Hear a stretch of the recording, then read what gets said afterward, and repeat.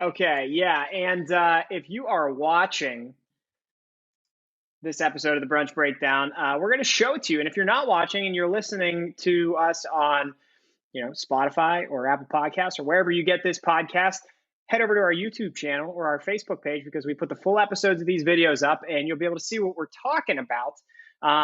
So here we go. This picture. Does everybody see it? So funny. This picture, and I'll try to describe it for people that are just listening.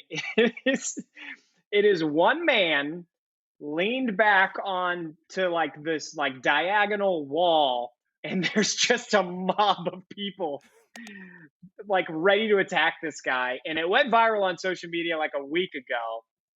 And we thought as a group, like, what horrible opinions do you have that would make people want to come at you like this angry mob of people? So I want to know, guys, from your list of horrible opinions, because we all have a lot of them. Yeah. What are some of the worst ones that you have that would legitimately make people physically angry at you? Who wants to go Queen. first? I'm going first. Queen is trash. I hate Queen. I hate the band Queen. I've said this on this podcast before, but the first thing I thought of when I saw this picture, right? And I was like, we are going to use this one of these weeks when we have time to talk about this, right? And this is a week. Queen is trash. I hate their music. I find it to be very, very annoying. And the fact that I watched Bohemian Rhapsody, it did not make me feel any differently about Queen. It just made me think, there are thousands and thousands of people who love this music. And I don't know if it's because in the 70s, like one album came out a week or something, but like their music is so trash and only meant to be played whenever like your favorite team is like I don't know, needs a stop on fourth down or something. Like that's literally it. Or whenever your basketball team's coming out to do warm-ups in high school and your band's playing their music. That's literally the only time you ever want to listen to Queen. Queen is trash. Hate Queen. Wow. Yeah, that would get the mob going at you. I'm that guy. Yeah, I'm that guy. Dan, do you like Queen? I do like Queen. I do. I mean, it is stadium anthem music for the most part. I don't know how many times I'm going to Queen outside of a stadium environment or a game day or a tailgate, but I like Queen. I gotta say, I like Queen. Yeah, I do too. So you're right, Dee. So you're right. Well, I got one that I think will get both of you just as angry. I know Chris is going to take personal offense to this, especially. Bacon on its own is just not good. It's just not. You realize you're on the Brunch Breakdown? I know. Who are you? I know. On its own, it's fine. It's really salty. It's fine, but it is infinitely better as a complementary item or a supplement to other food. It makes other food so much better, but as an individual item, just bacon on its own, it just doesn't do the same thing for me. That should give me the same amount of excitement and energy and flavor as when it's on a pizza or in a breakfast scramble or on a burger or literally anything in pasta. It's so amazing in every other facet, but on its own, it's just salt and grease. And I don't know. I would much rather have it with something as a complementary item than on its own. Well, like not. I feel like the percentage of people that love bacon, it's like a vast, vast majority of them don't just eat bacon alone. Like most people eat bacon with something, But I will admit, as a bacon lover, when we do brunch, we cook too much bacon because we know we can leave it out on a plate and snack on it throughout the day because it's that damn good, Dan. That whole thing made no sense. You don't like bacon on its own. It's not very good on its own. I mean, I'll eat it, and it's usually prepared terribly. That's the other problem. People don't know how to actually cook bacon. on its own, I'd rather if the bacon or sausage. What would you rather have with your breakfast plate? I'm going sausage. But bacon in anything else, complementary to anything else, I want it. I want more of it, but not on its own. No, Yeah, Chris, you are in charge of the Zoom. Can you like just get him out of here? Sorry, see. yeah. Just remove him from the Dan, we're gonna room. put you in the penalty box for 2 minutes. Wait, we're gonna turn this into Around the Horn too, where I get muted and frozen, and I'm just Yeah, I'm Tony Reale. You're done for 15 seconds. Yeah, you just How lost can we do 10 that? points. We got to tweet Zoom and get them to install gotta that get feature. Yeah. I know. You get a point I know system. most people don't agree with that, and I usually don't publicize it. But there it is, world. God. Don't at me. Yeah. Okay. Well, I have one kind of, and it's not food related, but it's drink related. And I get kickback on this on social media almost every time I tweet about it. But you should never drink calories. Like, it's not. Oh, I understand. We're drinking beer right now. Yeah, I'm like, Chris, you just Are we took a doing drink that? like 2 seconds ago. Yeah. No, I understand. It's almost always not worth it. Like, almost always not worth the calories. You'd be better off eating something and feeling full than drinking calories. And like, beer is in that, like pop, tea, like lemonade that actually has calories in it, milkshakes, stuff like it's not worth it. It's a waste. You can't say that while drinking beer. Yeah. Did you not think this through? Listen, it's Brews Day, and You can only drink your calories on Brews Day. exactly. Oh, I hate that. I really do. I hate that. This is actually a terrible topic because we're never gonna like podcasting with each other ever again after we get all these awful opinions out. Like when I eat on the weekends, we kind of strategize based on how much we want to drink that night. Not that we get freaking all busted up, but like craft beer, you're right, is heavy, usually a lot heavier in calories. We're not over here drinking Yingling Flight or Michelob Ultra and trying to sneak in 95 calories and feel good about it because there's no flavor in anything in that. So we know, yeah, you're right. That's like, we're not going to eat like absolute garbage and then try to drink like absolute garbage because of all the sugar and calories that come with it. But give me a full belly of beer over a full belly of food. Keep your bacon. I'll keep my beer. That that was a clever line, actually. I can't hate that line, but you're wrong. Oh, all right. I got a food one. Avocado toast is good and worth paying for out to eat.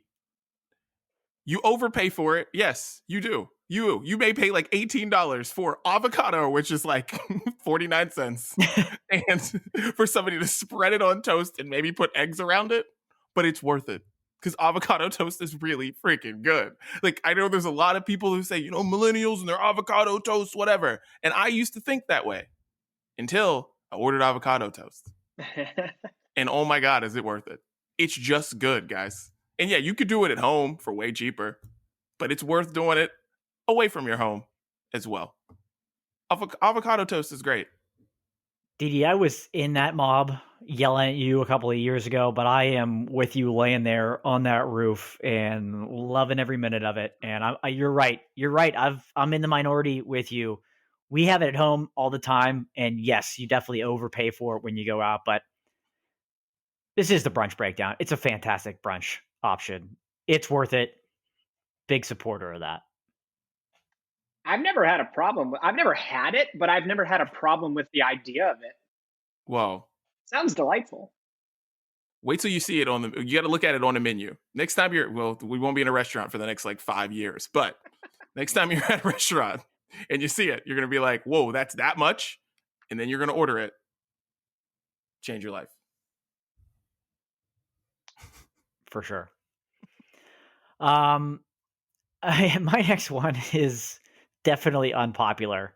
I think you guys might agree with me on this, but I know we have a lot of friends that listen to this podcast and they're going to text me as soon as they hear this. Friends, speaking of Friends, the TV show is a terrible TV show and it's not funny. It's not funny. It wasn't funny. It's not funny now. It wasn't funny then. I don't like anybody that was on that show. It just, no. Get it off of TBS. I don't need to see it. It wasn't a funny show. It's not a funny show. All of the actors on that show were overpaid. Friends sucks. Sorry. Sorry, I'm not sorry about that. I agree. It's a terrible show. It's an awful show. I like Friends. I think it's delightful. It's an easy watch, and it does make me laugh. You're in the majority. I get that. I totally get that. Yeah. No, Dan, you're right. The most watched TV show of all time is overrated. Yeah. Thank you.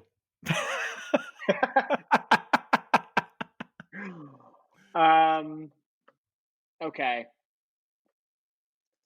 This one I feel like I'm going to get maybe not as much kickback from you guys as I will just like the internet. The early 2000s was the best time for music, period.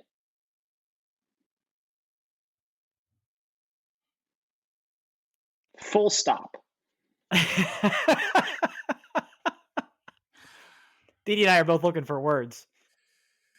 Whew. I mean, listen.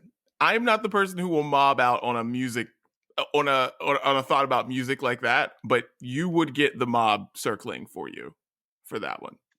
Oh yeah. Yeah. Like I can definitely respect that opinion and know where you're coming from, but there are plenty of people that don't. Most of them didn't get to enjoy that generation of music, but that's a take. Yeah, I think you're in the minority. You're in the minority there. Hopefully, the sounds of brunches open you up to some of the good music of today. I hope. Oh yeah, there's good music today. Love our playlist. Love the stuff that you guys put on there. I love the stuff that I put on there, but it doesn't hit home, and it's just not the same. Not as good, in my humble yet incredibly correct opinion. Big Nelly period. It was a big Nelly period, and maybe that's why. Let's all reflect on that tonight, okay? It's true. It's peak Nelly. We definitely got to put Nelly on the Sounds of Brunch because we talked about him a lot.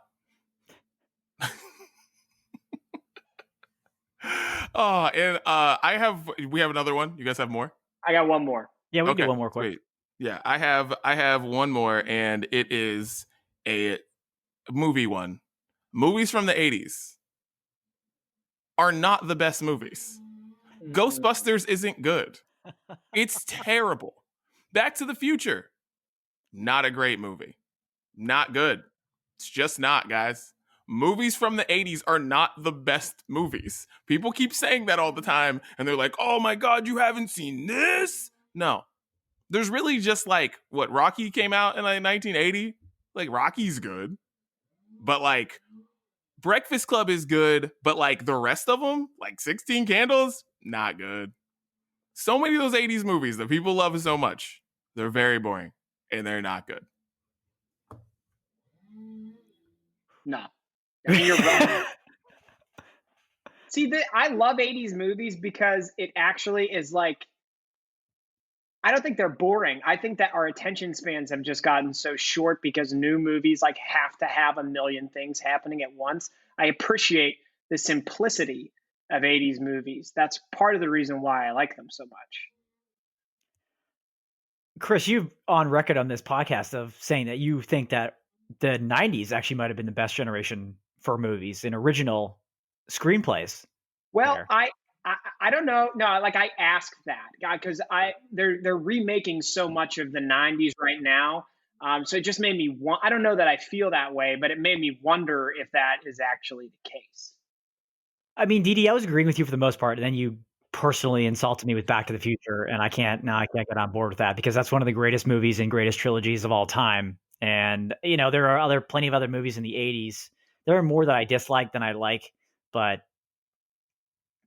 Back to the Future is amazing. So I got to join the mob. It's just that I look at the people who starred in those movies, I just don't like them. Like Michael J. Fox. Like I find nothing interesting about Michael J. Fox. I never have. And watching that movie, you're just like, I wish this was played by somebody else. Not have been into it.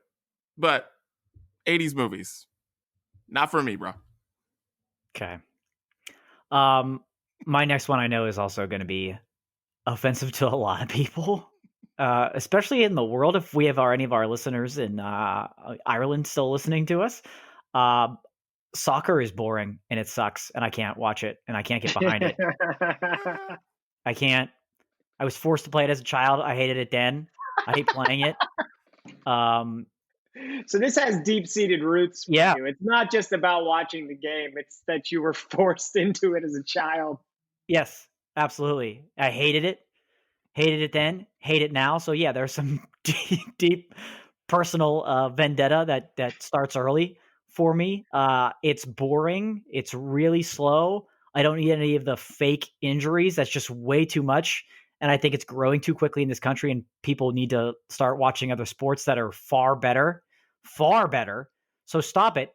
Waking up at 7:30 on a Saturday morning to watch the freaking Premier League sounds like a miserable way to spend a weekend, and nobody should be doing that. It's just so stupid. MLS, even Americanized soccer, just no. I'll get behind the World Cup and I won't really watch it, but I'll just support Team USA all the way. And that's about all I'll do in terms of soccer. So I know there's a lot of soccer fans out there, and it's the most it's growing the quickest of any sport in the United States, but no, nope, it sucks and I don't like it. Yeah, I feel like it's growing the quickest partly because it was so irrelevant for forever. Yeah. So like couldn't do anything but grow. I'm not a big soccer fan. I don't actively promote that I hate it, but I will say that I get like the few times I've said like I just don't get it. A lot of vitriol coming my way. The soccer fans are they're a touchy bunch. They are. They are, Oh, which is why I'm a little afraid right after saying this. they're a touchy bunch in like two ways. Here's another way they're touchy, right? The thing I love about soccer is soccer jerseys, right? I love them. I think they're great. Like I love that they have long sleeve ones, short sleeve ones. And I had a moment where like I found like really good fake ones on eBay, right? So I would like constantly wear them. But then whenever I would go out wearing one, I would just get mobbed by dudes. And this was when I was single, right? I would just get mobbed by so many dudes, whether we were at a party, whether we were out. It was like everything stopped and they would come to me. And it was like one person would come, then another guy would come, then another guy would come. And I'm like, listen, I don't really like soccer like that. I just know these people and I like this shirt that I'm wearing. But they would come up to me asking me questions. Like people would yell across the street on the south side, like something that I didn't get because I was wearing like a Ronaldo jersey or something. I like Lionel Messi. Like I don't know what's going on in Argentina or whatever. Like I have no idea. But like these people would just scream from across the street, dude. They're a touchy bunch, and yeah, other ways too. A lot of padding. And I'm like, not really into it. Yeah. Touchy emotionally and touchy physically. Yeah. They just Neither really are like good. it when someone likes their thing. Yeah. And soccer's been the most growing sport since like 1995, by the way. So Right. And you know what's right Yeah. behind it? Tennis. So I don't care. I remember some guy came to I was in like a sports management class in college, in like my senior year in 2009. It was just like a blow off class for me. And they had this guy come in from like the World Tennis Association. And he did an hour and a half presentation on how much tennis is growing. I'm like, bro, I don't know anybody that plays tennis. Like you could, if one person plays tennis and then it grows to 5, that's like a 500% growth. Like that's not impressive. Yeah. Ridiculous. Well, we'll stay on the sports side of things for my last one. And if you know me at all, this is probably pretty predictable. Pro football is actually just a relatively boring product. It's not as great as everybody makes it out to be. There's like 4 teams worth watching, and the rest of the league is kind of just fumbling around every Sunday. And I don't get why people are so heavily invested in it.